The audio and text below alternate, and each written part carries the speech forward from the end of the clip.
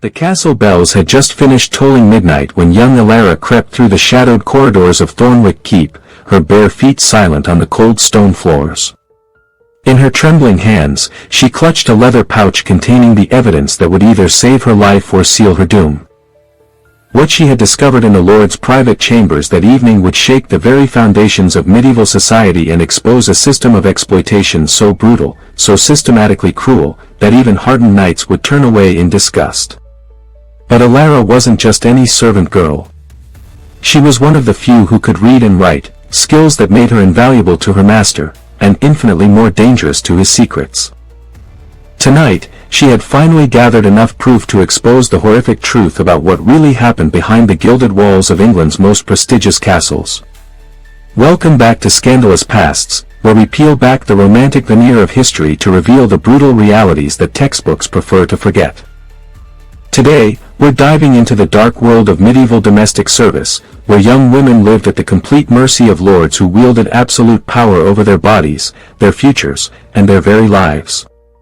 Before we begin this disturbing journey into the past, make sure to hit that subscribe button and ring the notification bell. You won't want to miss our explorations into history's most shocking secrets. The year was 1347, and the feudal system had reached its most refined, and most ruthless, form. What we're about to uncover isn't just a story of individual cruelty, but of an entire social structure designed to exploit the powerless for the pleasure of the privileged. Chapter 1. The gilded cage. Thornwick Keep rose from the Yorkshire countryside like a monument to power, its massive walls concealing secrets that would horrify even the most jaded observers of medieval brutality. Lord Aldrich de Montfort ruled his domain with an iron fist wrapped in a velvet glove, presenting himself to the world as a paragon of chivalric virtue while orchestrating a system of exploitation that would make modern human traffickers seem amateur by comparison. The castle employed over 200 servants, but it was the young maids who faced the most insidious dangers. These weren't just domestic workers, they were carefully selected victims in an elaborate system of abuse that stretched across the entire feudal hierarchy. Elara had arrived at Thornwick Keep 3 years earlier, sold by her desperate parents during a particularly harsh winter. At 14, she was considered fortunate to secure a position in such a prestigious household. Her parents believed they were giving her a chance at a better life, perhaps even the opportunity to marry above her station if she caught the eye of a minor nobleman. They had no idea they were delivering their daughter into a nightmare. The selection process for female servants was anything but random. Lord Aldrich's steward, a calculating man named Godwin Blackwood, traveled throughout the surrounding villages specifically seeking girls who met certain criteria: young, attractive, and most importantly, from families too poor or desperate to ask questions about their daughter's welfare. These girls were brought to the castle under the pretense of domestic service, but their real purpose was far more sinister. They were to serve as entertainment for Lord Aldrich and his noble guests, their bodies considered as much a part of the castle's amenities as the fine wines in the cellar or the tapestries on the walls. The system was so normalized, so deeply embedded in the culture of medieval nobility, that most participants saw nothing wrong with it. After all, these were just peasant girls, barely considered human by the aristocratic standards of the time. Chapter 2. The hierarchy of horror within Thornwick Keep's walls. A complex hierarchy determined each servant's fate.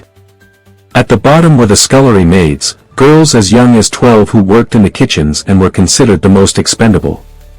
Above them were the chamber maids, who cleaned the living quarters and were often the first to catch the attention of visiting nobles. But it was the personal maids, those assigned to serve individual lords and ladies, who faced the most systematic abuse. These positions were presented as honors, opportunities for advancement that other servants envied. In reality, they were carefully orchestrated traps. Elara had been promoted to personal maid after demonstrating her literacy skills. Lord Aldrich claimed he needed someone who could help organize his correspondence and maintain his private library. What he really wanted was someone intelligent enough to understand exactly what was happening to her, because for men like Aldrich, the psychological torment was as important as the physical abuse. The Lord's private chambers told a story that would have scandalized even the most corrupt members of medieval society. Hidden behind false walls and secret panels, Aldrich maintained detailed records of his collection, journals documenting the backgrounds, personalities, and eventual fates of hundreds of young women who had served in his household over the decades. These weren't just random acts of violence. They were part of a sophisticated system of exploitation that Aldrich had refined to an art form. He studied each girl's weaknesses, her fears, her hopes for the future, and then systematically destroyed them all. Some girls were broken through isolation, locked in the castle's dungeons for weeks until they became compliant shadows of their former selves. Others were manipulated through false promises of marriage or advancement, led to believe that their suffering would eventually lead to a better life. The most intelligent girls, like Elara, faced a different kind of torture. They were forced to participate in their own degradation, made to document the abuse of other servants or to help select new victims from the surrounding villages. Aldrich delighted in corrupting their minds as thoroughly as he violated their bodies. Chapter 3, The Network of Complicity. What made the system at Thornwick Keep particularly insidious was how many people were complicit in maintaining it. This wasn't the work of one depraved individual, but of an entire network of nobles, clergy, and officials who either participated directly or turned a blind eye to the atrocities. Visiting lords expected certain entertainments to be provided during their stays at Thornwick Keep. These weren't just casual encounters, but elaborate productions designed to humiliate and degrade the servant girls for the amusement of the nobility. The more creative the cruelty, the more impressed the guests became. Father Benedict, the castle's chaplain, not only failed to speak out against the abuse but actively participated in it. He used his position to identify girls who might resist or attempt to escape, marking them for special punishment. He also provided religious justification for the Lord's actions, claiming that peasant girls were naturally sinful and that their suffering was divinely ordained. The local sheriff, Sir Garrett Thornfield, was a regular guest at Aldrich's entertainments and ensured that any complaints from the surrounding villages were quickly silenced. Families who inquired too persistently about their daughter's welfare often found themselves facing trumped-up charges or mysterious accidents. Even the female nobility participated in the system. Lady Isabel de Montfort, Aldrich's wife, personally selected many of the servant girls and designed some of the most psychologically devastating punishments.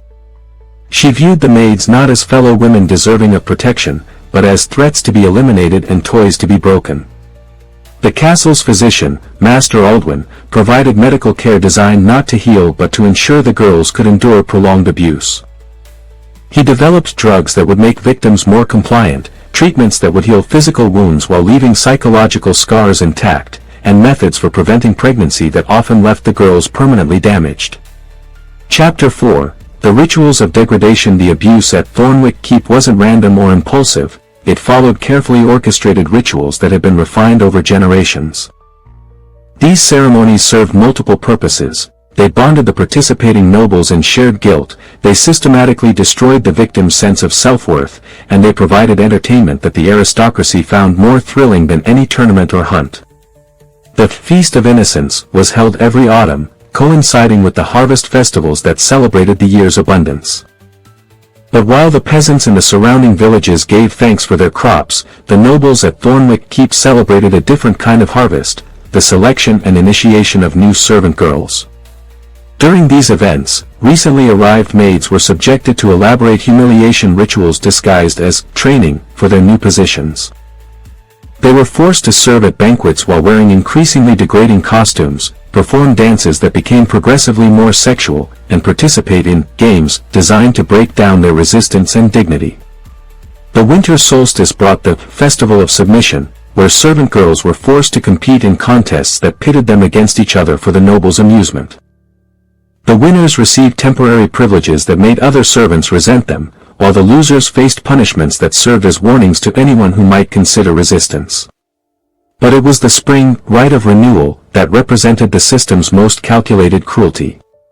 This ceremony marked the disposal of servants who had outlived their usefulness, either through age, injury, or psychological breakdown. These women weren't simply dismissed, they were eliminated in ways that would terrorize the remaining staff and prevent them from ever speaking about what they had witnessed. Elara had been forced to assist in preparing for these rituals, her literacy skills making her valuable for creating the elaborate scripts and documentation that accompanied each ceremony. Through this work, she gained access to records that revealed the true scope of the horror. Hundreds of young women had disappeared through these celebrations over the past 2 decades. Chapter 5. The Resistance. Not every servant girl accepted her fate passively. Throughout Thornwick Keep's dark history, there had been attempts at resistance, escape, and even rebellion. But the castle's systems were designed to crush such efforts before they could gain momentum. The most common form of resistance was attempted escape, but the castle's location made this nearly impossible. Surrounded by miles of hostile countryside and watched by guards who were rewarded for preventing escapes, few girls made it beyond the castle walls. Those who were recaptured faced punishment so severe that they served as warnings to others who might consider following their example. Some girls tried to resist through solidarity, forming secret alliances and sharing information about the Lord's plans. But the castle's hierarchy was designed to prevent such cooperation. Servants were deliberately pitted against each other through a system of rewards and punishments that made betrayal more profitable than loyalty. The most dangerous form of resistance was documentation, attempting to create evidence of the crimes that could be used to expose the system. This was exactly what Alara had been doing, using her access to Lord Aldrich's private chambers to copy his journals and gather proof of the network's activities. But Alara wasn't working alone. She had discovered that she was part of a larger resistance movement that stretched across multiple castles and involved servants, minor clergy, and even some lower-ranking nobles who had become disgusted with the system they had once supported. Brother Marcus, a young monk who served as a scribe in the castle, had been secretly documenting the disappearances and maintaining contact with similar resistance cells in other noble households. Through him, Alara learned that the horrors at Thornwick Keep were not unique. They were part of a widespread system of exploitation that infected the entire feudal hierarchy. Chapter 6. The breaking point. The event that finally pushed Alara to take decisive action occurred during the visit of Lord Roderick de Ashford, a notorious sadist whose reputation for cruelty was legendary even among the medieval nobility. Aldrich had promised his guest a special entertainment, the systematic destruction of a servant girl who had been carefully prepared for months specifically for this purpose. The victim was Meredith, a 15-year-old girl who had arrived at the castle the previous spring. She was beautiful, intelligent, and possessed a spirit that had somehow survived months of psychological manipulation. For Lord Roderick, breaking such a girl represented the ultimate challenge and pleasure. Alara was forced to assist in preparing Meredith for the ordeal, helping to dress her in the elaborate costume that would be slowly removed during the evening's entertainment. As she worked, Meredith whispered a desperate plea, "Please, don't let them erase me completely. Remember my name." That night, as Alara listened to Meredith's screams echoing through the castle corridors, she made a decision that would change everything. She would no longer be a passive observer or reluctant participant. She would become the instrument of the system's destruction, no matter the cost to herself. Using her access to Lord Aldrich's chambers, Alara began systematically copying every document she could find. The Lord's journals contained not just records of his own crimes, but correspondence with other nobles detailing similar activities at their estates. There were financial records showing payments to officials for their silence, contracts with slave traders who provided fresh inventory, and even letters from church officials providing theological justification for the abuse. But the most damning evidence was a ledger that recorded the fates of specific girls, including detailed descriptions of how they had been tortured and killed. The entries were written in Aldrich's own hand, describing the victims' suffering with the clinical detachment of a scholar documenting scientific experiments. Chapter 7. The network exposed. As Alara delved deeper into the documents, she uncovered the true scope of the conspiracy. What she had initially thought was limited to Thornwick Keep was actually a vast network that included dozens of noble houses across England and beyond. The system operated like a sophisticated business, with established trade routes for acquiring new victims, standardized methods for breaking resistance, and regular exchanges of inventory between participating lords. Some castles specialized in training young girls for specific types of abuse, while others focused on disposal of victims who had outlived their usefulness. The financial aspects were particularly shocking. The abuse wasn't just about personal gratification, it was a profitable enterprise.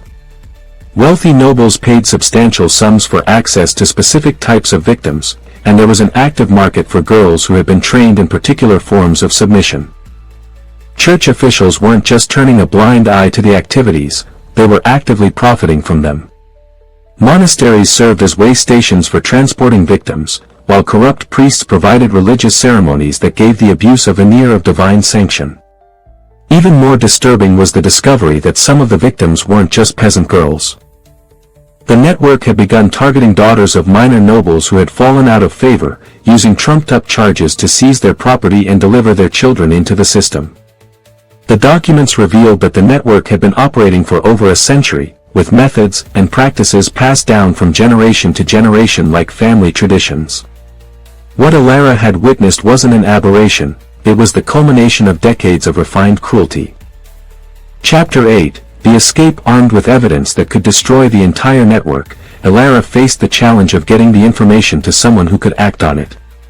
The local authorities were all compromised, and most church officials were either participants or too frightened to intervene.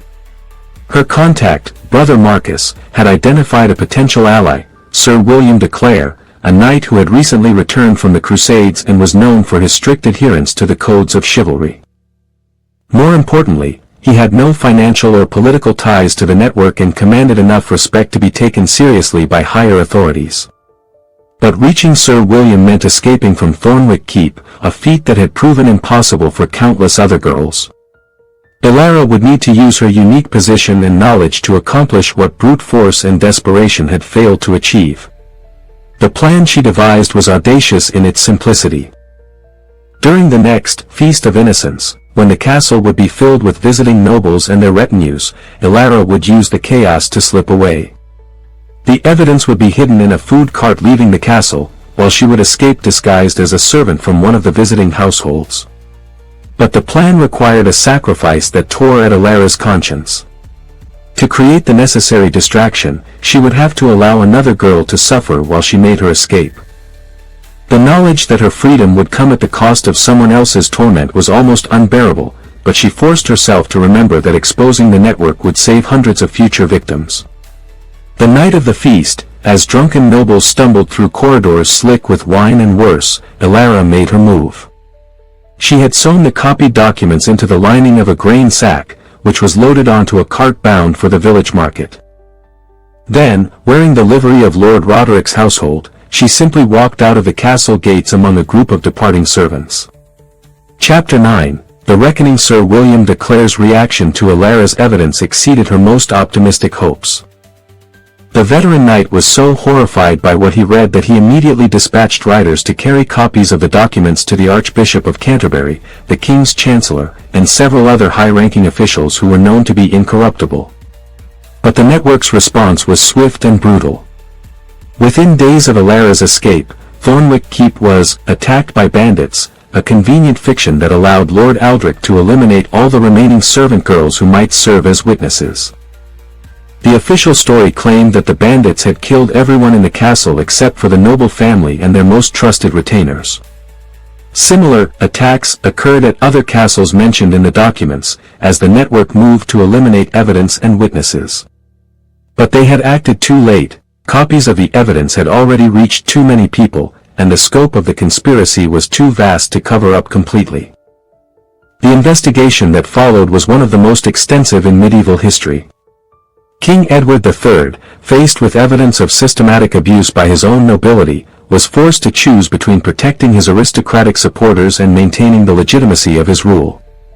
The political implications were staggering. If the full extent of the network became public knowledge, it could trigger peasant revolts that would make the later Peasants' Revolt look like a minor disturbance. The Church faced the possibility of a complete loss of moral authority if its complicity became widely known. Chapter 10, Justice and Cover-Up. The resolution of the scandal reflected the complex political realities of medieval society. While justice was served to some extent, the full truth was carefully managed to prevent social upheaval. Lord Aldrich de Montfort and several other major participants were quietly executed for treason against the crown, though the specific nature of their crimes was never made public. Their estates were seized and redistributed to more loyal nobles, effectively buying the silence of potential critics. Lower-ranking participants faced various punishments ranging from exile to imprisonment, but many escaped justice entirely by providing information about their former associates. The network's financial assets were confiscated, though much of the wealth simply disappeared into the royal treasury. The church conducted its own internal investigation, resulting in the transfer or removal of numerous officials. However, the institution's public stance was that the crimes were the work of a few corrupt individuals rather than evidence of systemic problems. For the surviving victims, the resolution was bittersweet. Some received financial compensation and were relocated to convents or other safe environments. Others, too damaged by their experiences to function in normal society, simply vanished into the anonymity of medieval life. Chapter 11. The legacy. Alara's courage in exposing the network had far-reaching consequences that extended well beyond the immediate punishment of the perpetrators. Her actions contributed to gradual changes in how servant girls were protected and how noble households were regulated. New laws were enacted requiring regular inspections of castle staff and mandating that servant girls be allowed to maintain contact with their families. While these protections were often ignored in practice, they established legal precedents that would prove important in later centuries. The scandal also contributed to changing attitudes about the absolute power of the nobility. The idea that lords could do whatever they pleased with their servants began to be questioned, at least in some circles. But perhaps most importantly, Alara's story became part of an underground tradition of resistance that inspired other victims to speak out against their abusers. Her example proved that even the most powerless individuals could strike back against systems of oppression if they were brave enough to act. Chapter 12. The Price of Truth. Alara herself paid a heavy price for her heroism. Despite Sir William's protection, she could never return to a normal life. The network's surviving members placed a bounty on her head, and she was forced to live in hiding for the rest of her days. She spent her remaining years in a remote convent, where she continued to document the stories of other abuse survivors and helped establish networks to protect vulnerable young women. Her writings, preserved in the convent's archives, provide some of the most detailed accounts of medieval domestic abuse ever recorded. The psychological toll of her experiences was severe. Alara suffered from what we would now recognize as post-traumatic stress disorder, experiencing nightmares and flashbacks that haunted her until her death. But she never regretted her decision to expose the truth, even when the cost seemed unbearable. In her final journal entry, written shortly before her death at the age of 32, Alara reflected on her choices. "I have lived with the screams of the innocent echoing in my memory every day since I escaped that place of horror. But I would rather carry that burden than the weight of silence. Every girl who lives free because of what I revealed makes my suffering worthwhile." Epilogue. Echoes through time. The network that Alara exposed was eventually destroyed, but the attitudes and systems that enabled it persisted for centuries. The absolute power of the nobility over their servants continued to be a source of abuse well into the modern era, and the specific targeting of young women for sexual exploitation remains a global problem today. What makes Alara's story particularly relevant is how it illustrates the importance of documentation and testimony in fighting systematic abuse. Her careful gathering of evidence and her courage in speaking truth to power provide a template for modern whistleblowers and activists. The story also demonstrates how systems of oppression depend on the silence and complicity of ordinary people. The network at Thornwick Keep couldn't have operated without the participation of hundreds of individuals who chose personal advancement over moral responsibility.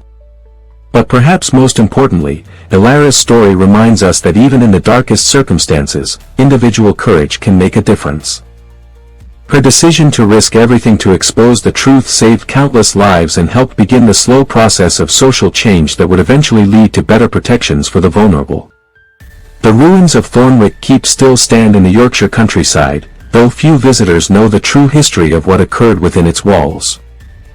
Local legends speak of ghostly figures seen wandering the grounds at night, the spirits of young women who died there, still seeking the justice that was denied them in life. Modern archaeologists have uncovered evidence that supports many of the details in Alara's accounts, including hidden chambers that match her descriptions and artifacts that confirm the systematic nature of the abuse. These discoveries have helped historians better understand the reality of life for medieval servants and the extent to which official records sanitized the truth about noble households. The documents that Alara risked her life to preserve are now housed in the British National Archives, where they continue to provide insights into one of the darkest chapters in English history. Her courage in gathering and preserving this evidence ensures that the victims of Thornwick Keep and similar establishments will not be forgotten. So there you have it, the shocking truth about what medieval lords really did to their maids, a system of exploitation and abuse that was far more organized and widespread than most people realize. Which aspect of this story disturbed you the most? The systematic nature of the abuse? The extensive network of complicity? Or Alara's incredible courage in exposing the truth at such personal cost? Let us know your thoughts in the comments below, and don't forget to hit that like button if this deep dive into medieval horror kept you riveted. Make sure to subscribe to Scandalous Pasts and ring that notification bell so you never miss our investigations into history's most shocking secrets. Remember, the stories we tell here at Scandalous Pasts are fictional narratives that may or may not be inspired by real historical events. While the social conditions and power dynamics we explore were very real in medieval society, these particular characters and events come from the realm of imagination designed to illustrate historical truths. Until next time, remember that history's most beautiful facades often hide its ugliest truths, and sometimes it takes extraordinary courage to pull back the curtain and reveal what really happened behind closed doors.